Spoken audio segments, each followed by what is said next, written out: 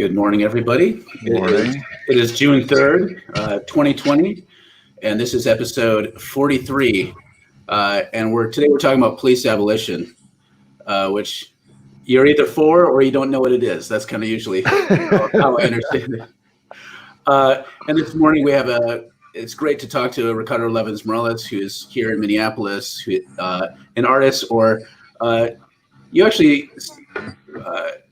Art as medicine is kind of, you talk about it as medicine more than just art in a generic sense, which maybe you can say something about that in a second. But before we dive in and start having this conversation about police abolition, let's introduce ourselves. I'm Mark Van Steenwyk. I'm the director for the Center for Prophetic Imagination. And I'm Daniel Wolpert. I direct the Minnesota Institute of Contemplation and Healing. And actually, if you go to my Facebook page and look at one of the videos I made yesterday morning, I stopped by Ricardo's studio and shot a bunch of pictures of the art that's up there. And so if you want to see his art, you can do that later. It's really amazing. So yeah, very happy to have you here. And maybe you could just jump in saying a bit about yourself and then kick off this conversation about police abolition. Yeah, well, my name is Ricardo Levins Morales, and I guess, you gave me a good lead in there, a good segue. I consider myself a medicinal artist. My work is rooted in community and in social movements. And it's medicinal in the same way that when we use herbs in healing, it's largely to boost the resilience and inherent healing capacity of the body. And to me, art is the same thing. It's to boost the inherent healing capacity and resilience of individuals, communities, entire peoples, to deal with the oppression that comes at us and to be able to free the imagination for what might come next and heal from the injuries. That's awesome. Yeah, that's wonderful. And so you've been involved in this this organization, this activity, MPD 150. And so, tell us what that's about, where you're headed, and now you guys, people are paying attention, which is awesome. Yeah, well, I think I want to start by saying how I got involved in this work.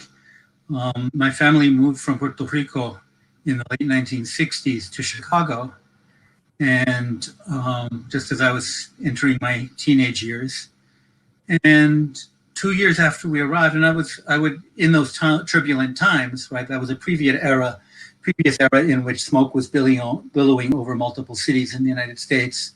There were barricades in the streets, police sirens, and helicopters. And a couple of years after I got here in late 1969, I was drawn into actual organizing, which I've been in ever since, by the police murder of a couple of young Black community leaders in Chicago, right? So that was my entry point into the struggle. And I tell you, it doesn't get any easier, although the circumstances, the historical moment does change. And those were leaders whose names would be familiar. Fred Hampton and Mark Clark were the leaders in the Chicago and Illinois chapters of the Black Panther Party. Mm-hmm. Basically killed by a police death squad with FBI support. Mm-hmm. That's kind of a general background. Fast forward 50 years. And I have been part of a group of activists who simply noticed an interesting historical fact, that in 2016, we began to discuss the fact that the following year, 2017, would be the 150th anniversary of the founding of the Minneapolis Police Department. So we asked each other, well, what can we do about that?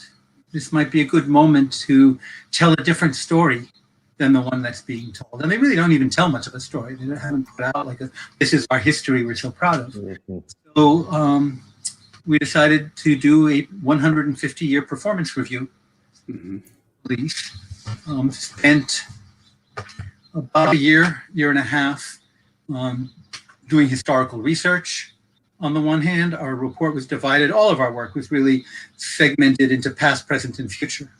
So for the past, we had a research team digging into the history of the Minneapolis police for the last 15 decades. Our interview team went out to speak with social workers, domestic violence counselors, a lot of the frontline people, high school teachers who end up having to interface with the police saying, what is your experience? Does that work for you? Can you envision something different? They all could, by the way. And then for the future, we would segue from that. And we partnered with organizations like the Northside interview team, which was a group of Black high school students who did street interviews and shared their archives with us. And then for the future, we looked at, well, what are the functions of the police department? Mm-hmm. How many of those do they actually do or do well? Very little that they do well, actually. And where should those functions better be fulfilled? So there are a lot of social servicey type functions that the police fulfill that have mostly been attached to police departments at times when they needed to improve their image. Right? So that, oh, well, now we're going to take on responding to lost cats or, counseling rape victims, etc.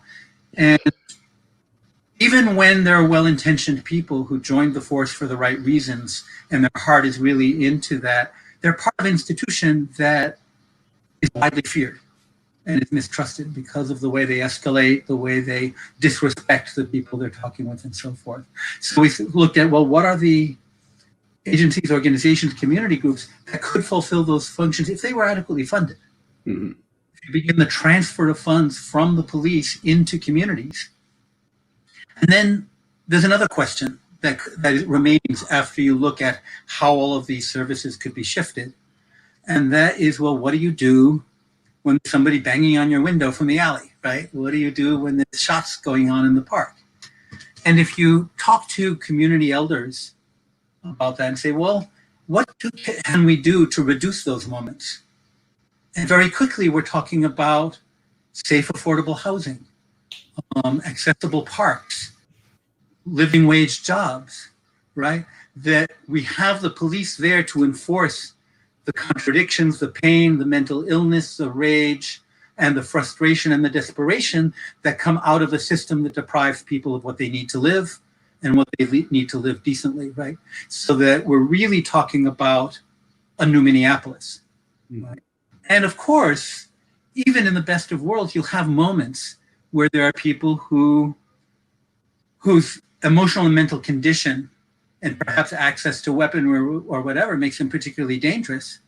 And you need to have people trained to deal with that. But these should be people whose mission is to help people, people who are counselors, people who are therapists, people who also have the training to deal with extreme situations, not a 19th century paramilitary militia that was established in order to reverse the promise of emancipation.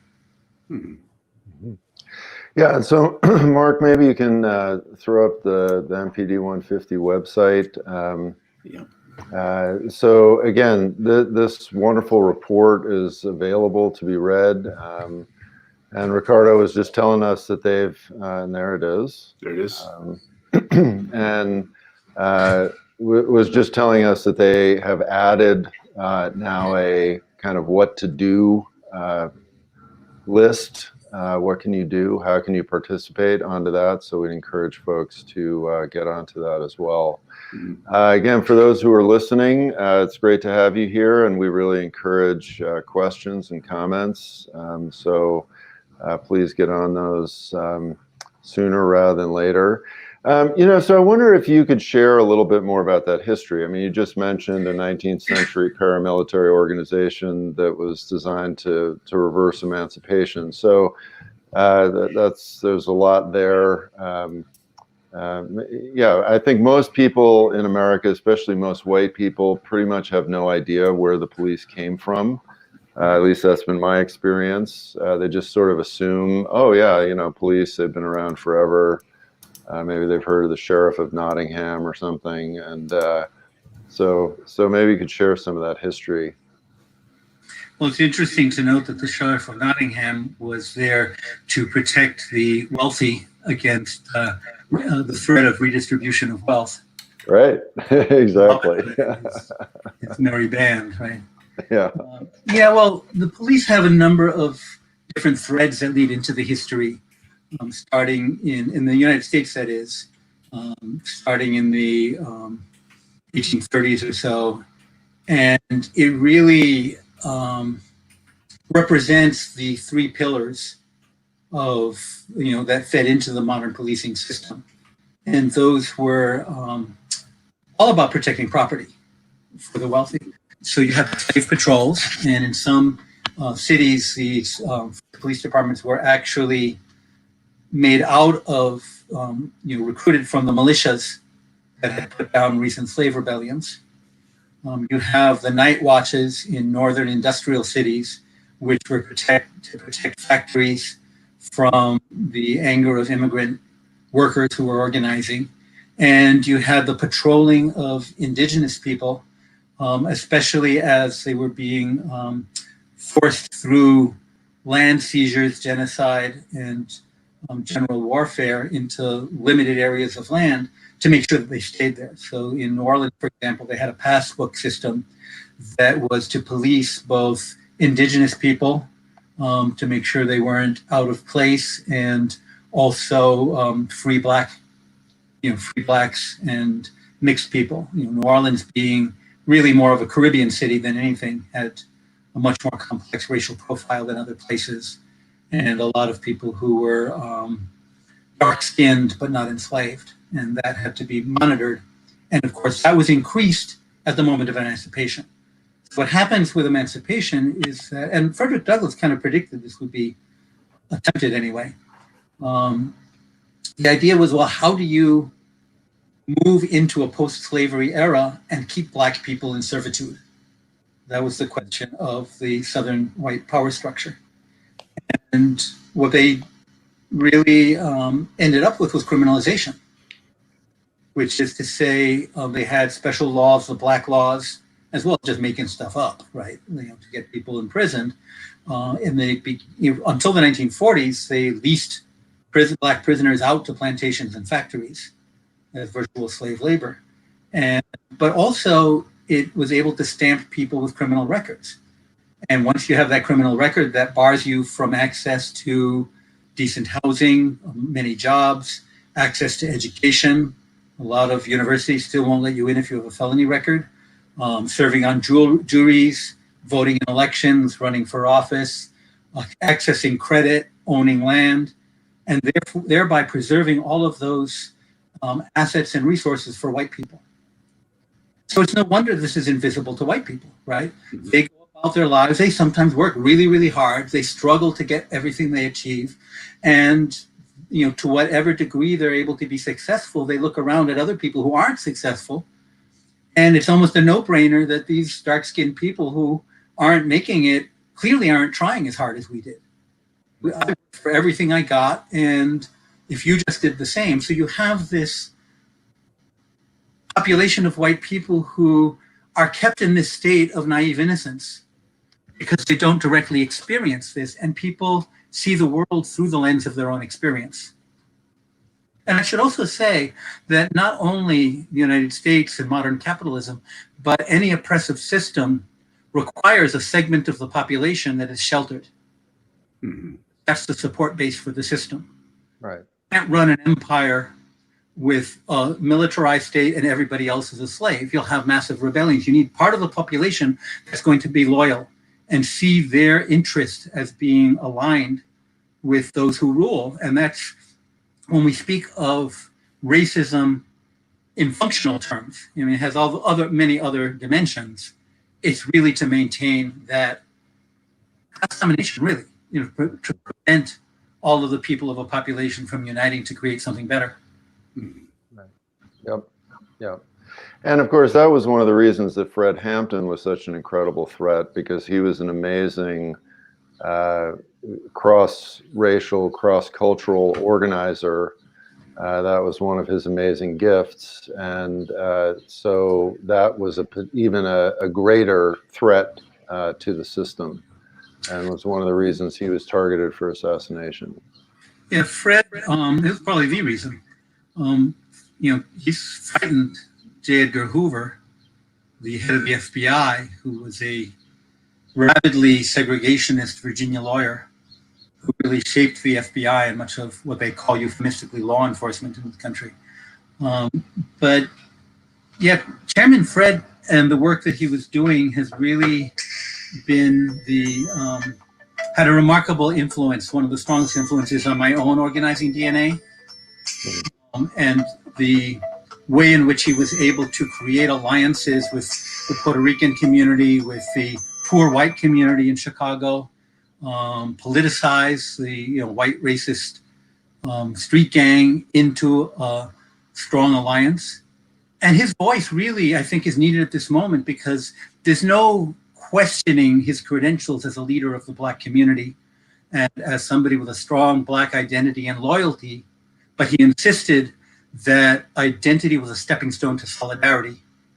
Otherwise, playing into the hands of the empire, right? I can know myself, but I can't ever really know myself unless I also know you, because I don't know what's unique to me and what we have in common, right? So that's the era of solidarity. He said, let's not be divided on race, let's be united on class. And each of us come to the table with a full knowledge of ourselves, knowing our own identity, our own history as a people, and then we can be strong together. Yeah. We have one of our comment from Ceres. She writes, "It is amazing that abolition went from margins to mainstream quickly. Prison and police abolition and transformative justice have been on my radar for 7 years." We were talking about that before we started the broadcast. Do you want to say something about that? Well, our project, I mean, I don't in any way want to say, that take credit for every, the shift in consciousness, but our intention from the very beginning was in fact to shift that narrative, to say that at the time abolition was spoken of as just this pie in the sky that fringe weirdos like to spout off about. It had no place in the real world, right? And we wanted to change that to say, well, actually the continuation of the police system is what is magical thinking. That's what's naive. And that in fact, a world free of police is the only pragmatic solution to the needs of our community. And in creating this report and doing this research, we can demonstrate that there's actually a pathway with discernible steps that can be taken. It's not that you flip it. You say, well, everything is a process, and we will begin that process. So yeah, we're actually flabbergasted ourselves. Our idea was that you scatter seeds. And as somebody who comes from a farming community in Puerto Rico, you understand that when you scatter seeds in a dry climate or during a dry period, they're not going to grow until the rains come. And we were scattering as many seeds, disseminating the report, giving classes, giving workshops. We created an audio book. We created an exhibit, trying to build enough consciousness and prepare the soil for when the rains come. And it took the brutal murder of George Floyd for that downpour in the rainy season to begin. And oh my gosh, how those seeds have blossomed. So that we're hearing that language come back to us through the mouths of people who 2 years ago never would have come near it because it seemed so pie in the sky. Now it seems almost inevitable.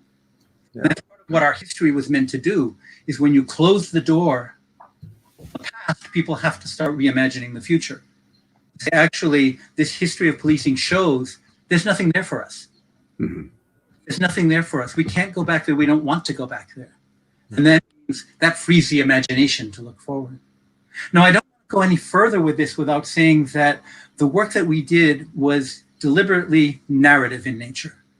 We saw ourselves as a narrative shifting group with the theory that this changing of the soil, preparing conditions, changing the story would have an impact when the time was right.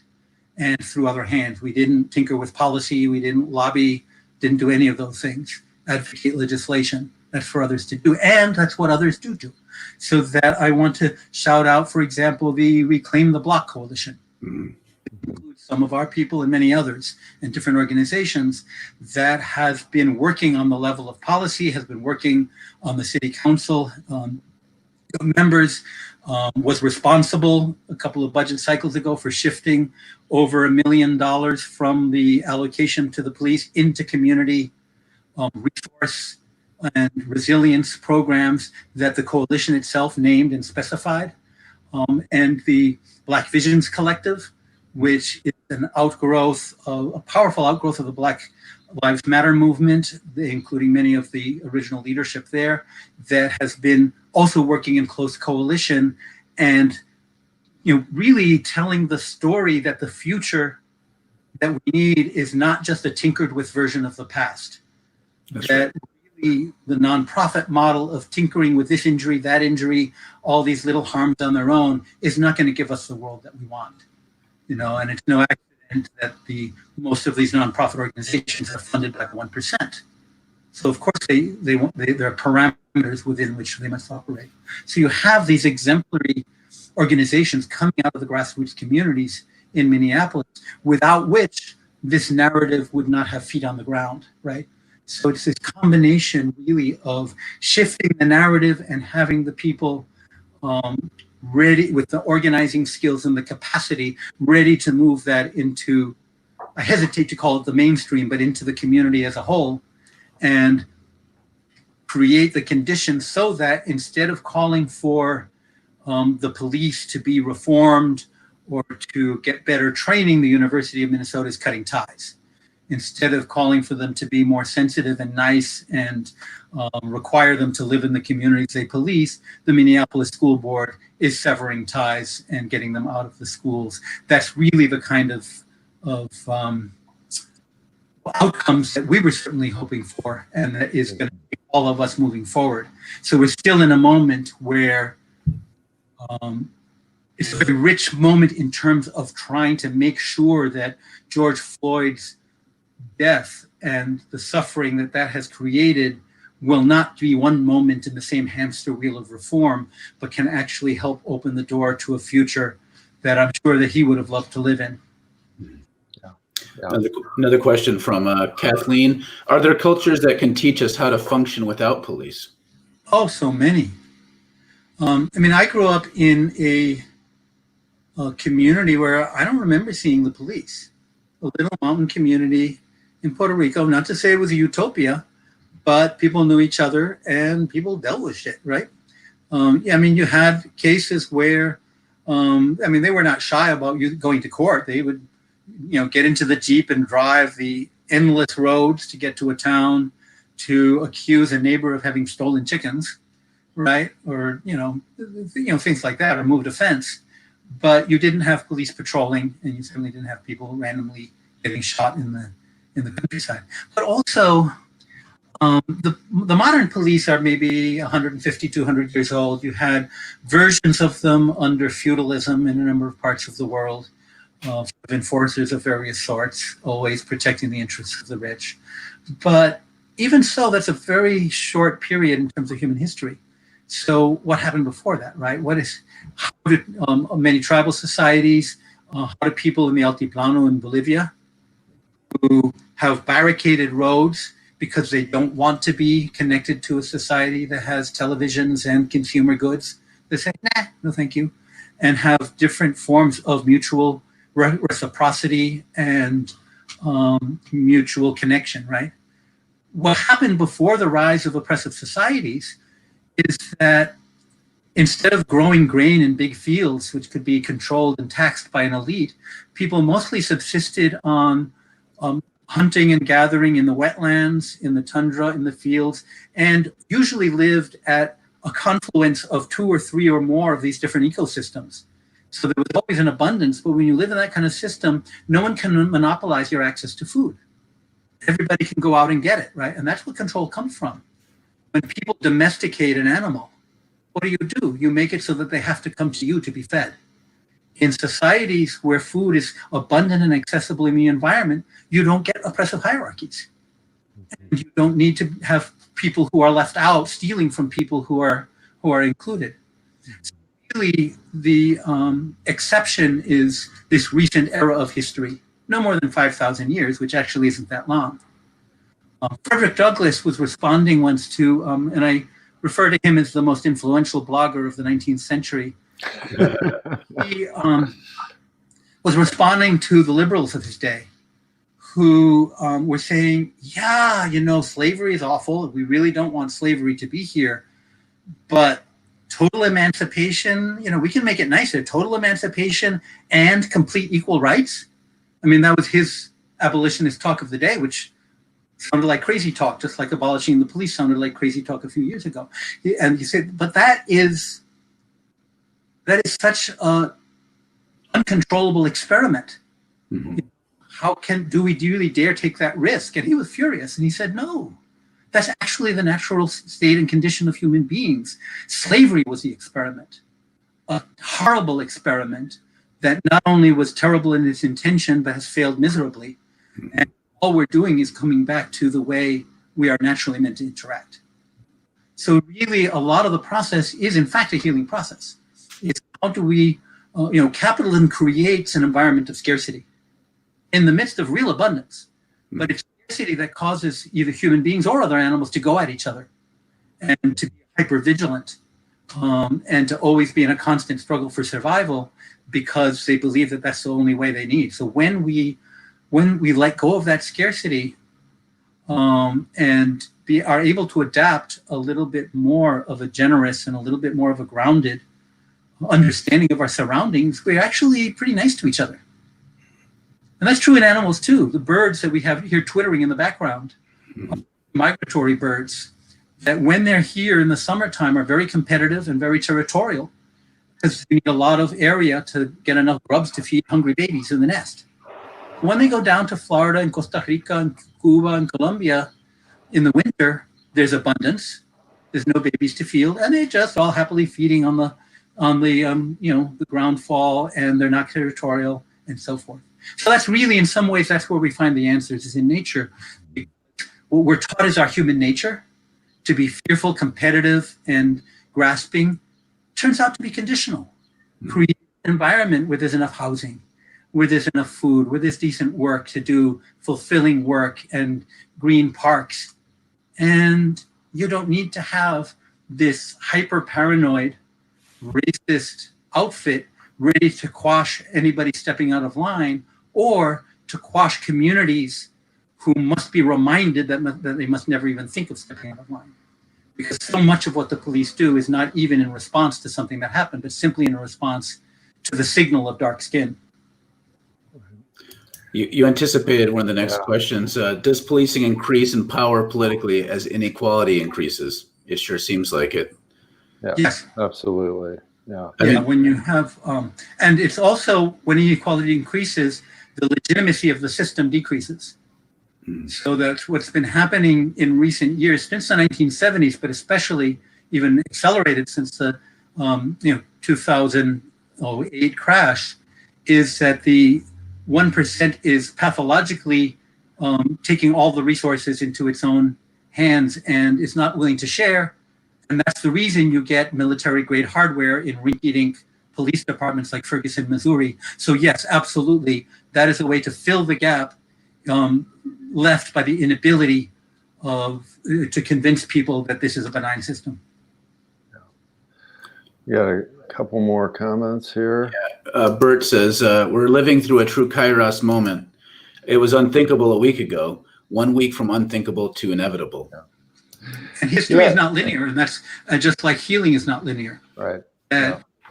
Often the crises are a report card on what we've done in the interim. Mm-hmm. Yeah, and one of the great things about these institutional disaffiliations, and right before we got on, there was breaking news that the Minneapolis Park Board is also going to be disaffiliating from the police department. Wow. And so what that creates is not only pressure on the police department in terms of budgets and institutional accountability and viability and support, but it also creates then all of those spaces to try to figure out something different. Right, and that's going to be our task, to be able to be the ones to name what will be different. Mm-hmm.